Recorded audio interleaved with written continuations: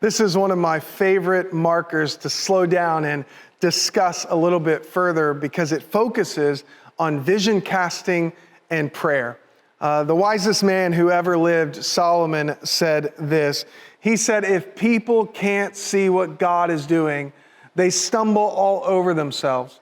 But when they attend to what He reveals, they are most blessed. Circle, highlight, underline. I honestly believe that too many churches and too many families, too often the next generation spends all of their time and energy and resources focusing on things that in the end really don't matter much.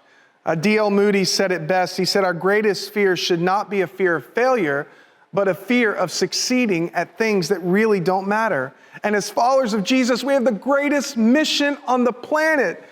And you believe that. And God's given you a vision, and you're actually tuning in because you believe that there can be a bright future. You believe that there can be better days ahead. You believe in life change, and vision is so powerful. In fact, let me just stop before I go any further, if you're watching this as a pastor or a leadership team, and simply ask you this question: what is your vision? What is your passion to see happen?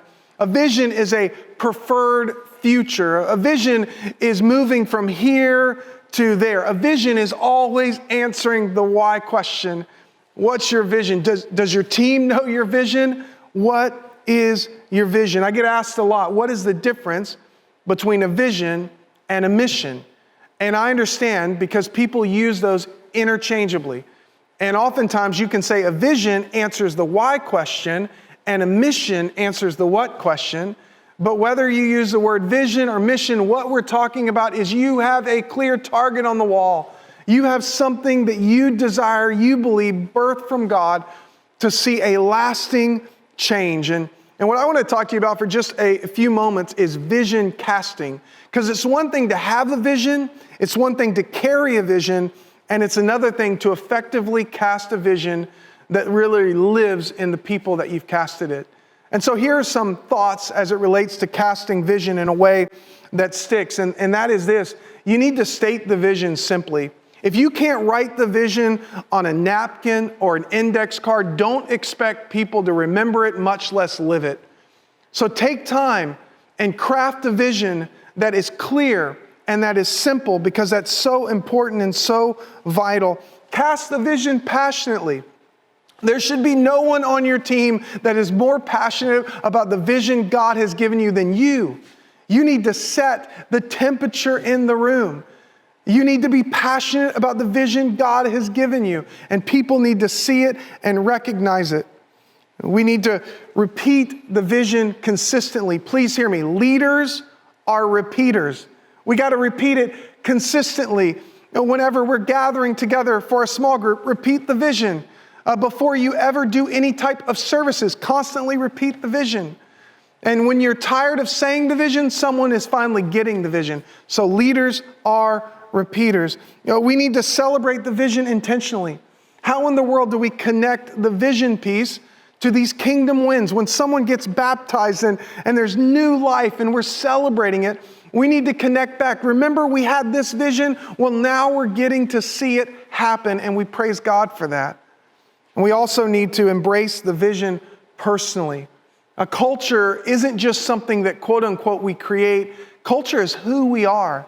Deep down in your bones, is it not just something you're passionate about, but it's something that you embody with your life. This is what it looks like to cast vision in a way that makes it stick. But let me talk about prayer for a few moments.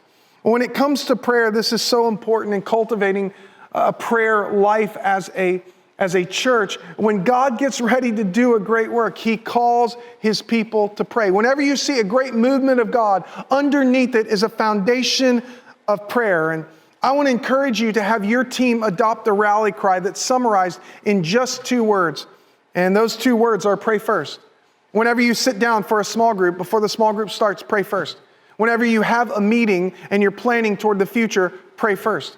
Whenever you're doing maybe a service, whether that is preparing for a launch or otherwise, pray first. Have this mentality, this heart, that no matter what, we will depend on God because we're looking for an only God story to occur. And one of the things that have helped a lot of churches, and perhaps will help you, is have a culture of prayer through rhythms of prayer. And let me give you a practical example. In January and August of every year, do 21 days of prayer and fasting, or prayer and feasting.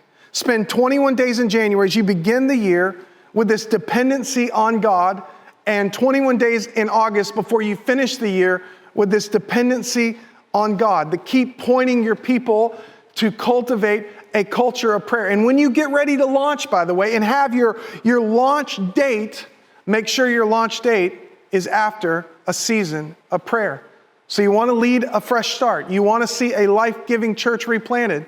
Well, we have to cast the vision well, and we have to cultivate a culture of prayer.